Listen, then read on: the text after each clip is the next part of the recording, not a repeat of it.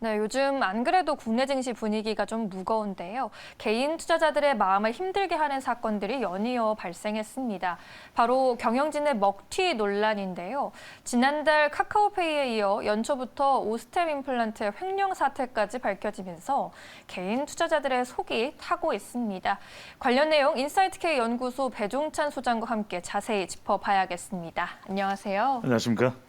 일단 카카오페이 이야기부터 좀 해봐야 할 것 네. 같습니다. 지난달 10일에 카카오페이 대표를 포함한 임원 8명이 스톡 옵션으로 취득했던 주식 44만여 주를 매도하면서 주주들에게 좀 문매를 맞는 사건이 있었습니다. 전례 없는 일에 신뢰가 깨졌다라면서 불만을 토로하는 목소리가 좀 많았죠. 그러니까요. 도덕적 해이라고 봐야 되겠죠. 여러 차례 이전부터 주식시장에서 경영진의 스톡 옵션 대량 매각에 대해서는 지적을 해왔던 부분입니다. 그런데 전례가 없는 지난해에 카카오페이가 공모주 청약을 할 때 개미 투자자들의 청약 건수가 약 180만 주가 넘었어요. 네. 그만큼 인기가 있었던 카페였잖아요. 그렇죠. 그런데 아무리 뭐 이런저런 이유가 있을 수 있습니다. 그럼에도 불구하고 류영준 현 대표이사를 비롯해서 8명이 44만 주 이걸 스톡옵션으로 떡하니 내놓고 나니까 지금 카카오페이 주가가 거의 20%가량 폭락을 했단 말이거든요. 그러니까 이건 분명히 도덕적 해이죠. 여러 가지 뭐 변명을 하고 있습니다만 개미 투자자들이 이런 상황에서 대응을 할 수 있느냐. 신민영 앵커도 아시겠지만은 느닷없는 상황인 거죠. 그렇죠. 갑자기 매도 물량이 쏟아져. 그러니까 이런 부분에 대해서 오랫동안 우리 시장이 지적을 해왔던 부분이라면 적어도 이게 법 제도화를 신속하게 못한 부분은 물론 지적받고 또 비판받아야 되겠지만 경영진의 도덕적인 해이가 있는 거죠. 네. 분명히 이걸 피할 수 있는 방법이 있었거든요. 다른 방법이 있었어요. 근데 여러 가지 지금 또 변명을 내놓고 있습니다. 그러니까 류영준 대표이사가 이제 카카오 본사 대표로 가기 때문에 스톡옵션을 처리해야 된다. 근데 그게 3월 시점이에요. 그렇다면 그 부분을 왜 조정을 못했을까? 또 분할해서 또 매도를 할 수 있는 거거든요. 스톡옵션을 올릴 수도 있는데 8명의 임원이 그것도 동시에. 근데 부랴부랴 덮는 해명 자체가 지금 새로운 대표이사가 되는 신원근 대표이사는 자기는 스톡옵션 행사 안 하겠다. 지금 와서 그 이야기를 하면 뭐 할까 싶은 생각이 드네요. 예, 네. 맞습니다. 카카오페이도 그렇고 또한 최근에 또 직원의 역대급 횡령으로 개미들의 속을 태우는 종목이 있죠. 바로 오스템 임플란트입니다. 횡령한 직원이 횡령금으로 주식을 매수했고 그 종목이 동진세미캠이라는 사실이 밝혀지면서 또 2차 피해가 이어지기도 했습니다. 반사익 기대감으로 또 덴티움이나 덴티스 등은 좀 강세를 보이기도 했습니다.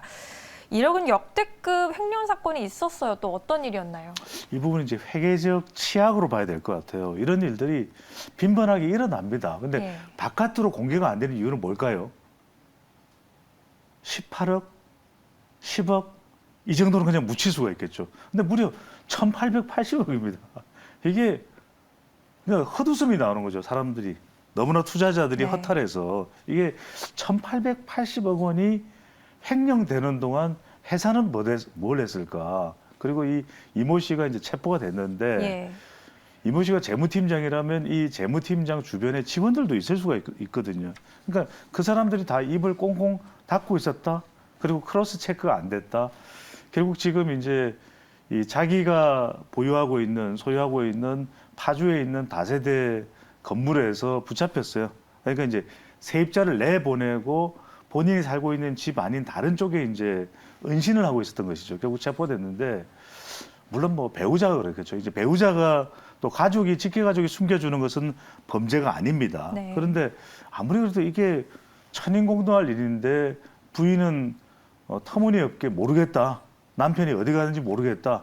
자기 건물에 있는데 이런 상황이 이제 초래가 됐는데 오스템 임플란트로부터 이 재무직원이 1,880억 원을 야금야금 살금살금 횡령을 했어요. 근데 이걸 어떻게 했냐면 더 경악스러운 것은 1,400억 원 가량을 동진 세미캠에 주식 투자를 한 겁니다. 네. 그러니까 그걸 빼다가 어디다 보유한 것도 아니고 물론 이제 계좌 여러 곳에 이제 분산을 해놓고 있는데 또 하나 더 깜짝 놀랄 일은 금괴를 한 700억 원어치 가까이 샀다는 거예요. 네. 700억 원어치가 어느 정도냐면 800kg입니다. 800kg.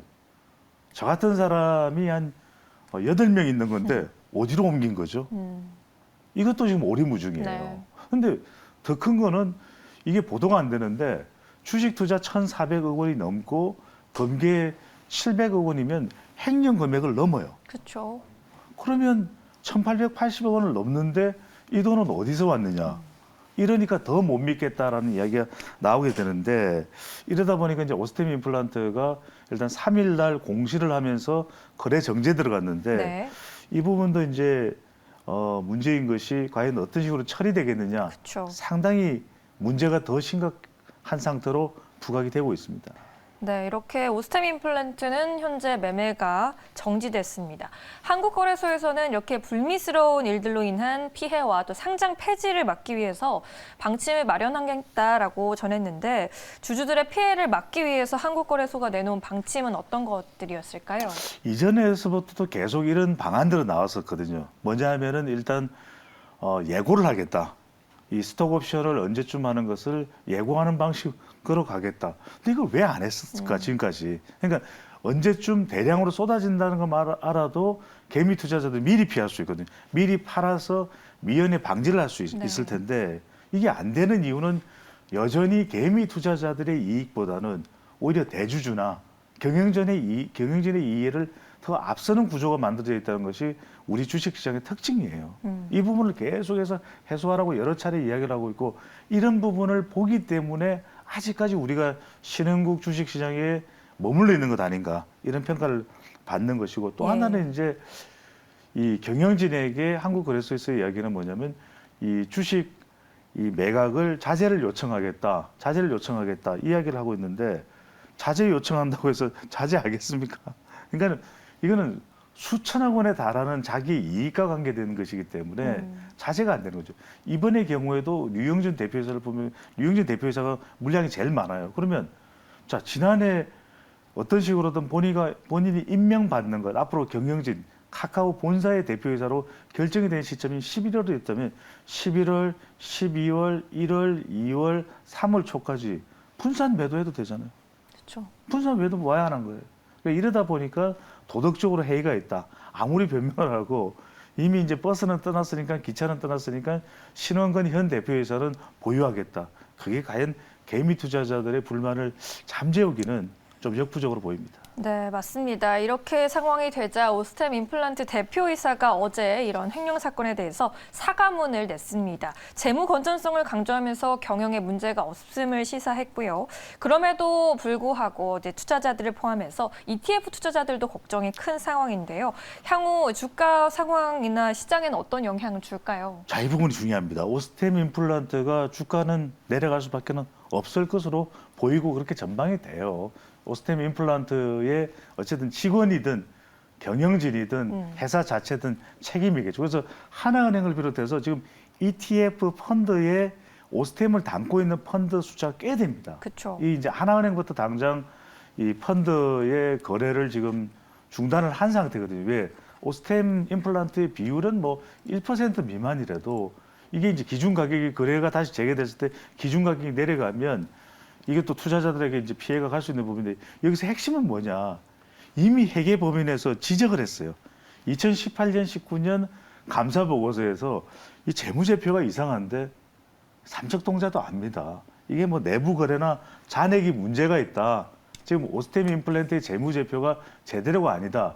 이건 아무리 재무팀장이 허위 조작을 하더라도 1,880억 원을 지금 확인된 금액 숫자는 그렇습니다. 빼돌리는 동안 왜 크로스 체크를 안 했을까? 크로스 체크를 하면은 얼마든지 알거든요. 그러니까 미국이나 유럽의 회사들은 다 크로스 체크를 해요. 네. 이 재무 상황은 너무나도 중요하기 때문에 그래서 지금 2001년부터 연구기술자로 들어와 있는 엄태관 대표가 이 성명을 발표를 했습니다. 이 현금 흐름이 아직 좋다. 자, 오스템 임플란트 투자자의 관점에서 한 3가지를 좀 눈여겨 보실 필요가 있는데 네.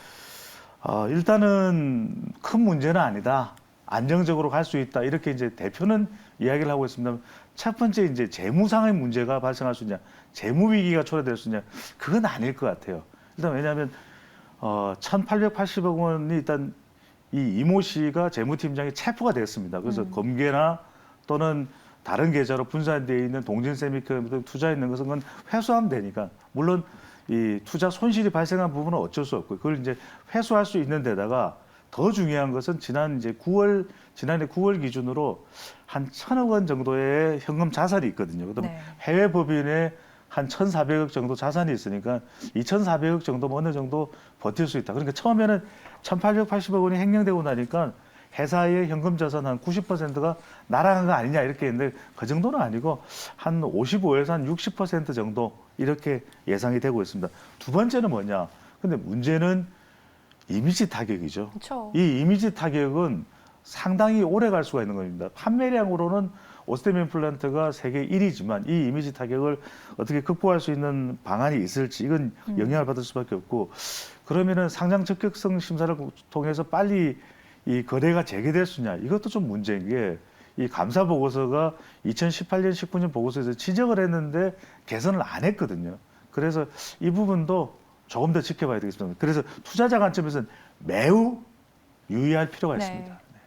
네, 이렇게 오스템 임플란트와 같은 횡령 사태에 가장 속이 타는 건 갑자기 거래 정지를 당한 소액 주주들일 것입니다. 그 규모만 2만여 명으로 추산된다고 하죠. 이 손실도 어마어마하지만 한번 무너진 신뢰는 다시 찾기가 정말 어렵습니다. 다시는 이런 일이 발생하지 않기를 바라면서 이슈 돋보기 마치도록 하겠습니다. 오늘 말씀도 고맙습니다. 감사합니다.